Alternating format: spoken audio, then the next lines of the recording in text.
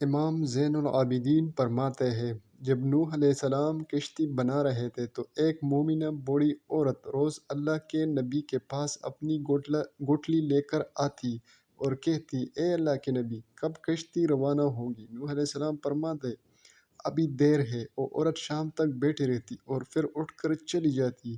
ایک دن نوح علیہ السلام نے فرمایا کہ اے عورت، جب جانا ہوا تو تمہیں بتا دیا جائے گا۔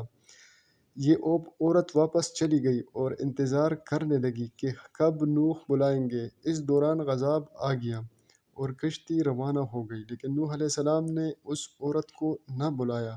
ظاہری طور پر نوح علیہ السلام کو اس کو بلا دیا گیا۔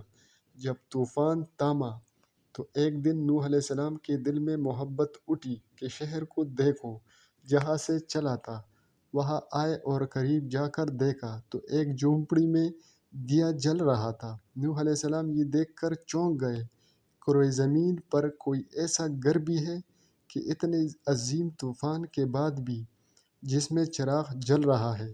انہوں نے وہاں تکبیر بلند کی تو وہ عورت سامان لے کر آ گئی اور کہنے لگی، یا نبی، کیا کشتی تیار ہے، چلے؟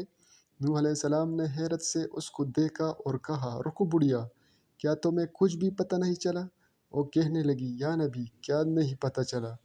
کہا، اتنا بڑا سیلاب آیا، بارش آئی، تمہیں کچھ بھی پتہ نہیں چلا؟ بڑھیا کہنے لگی، یا نبی، بس ایک دن بادل گرجے تھے اور کچھ ہلکی سی پہاڑ پڑی تھی۔ نوح علیہ السلام حیران ہو کر آسمان کی طرف دیکھنے لگے اور کہا، میرے اللہ، یہ کیا ماجرا ہے؟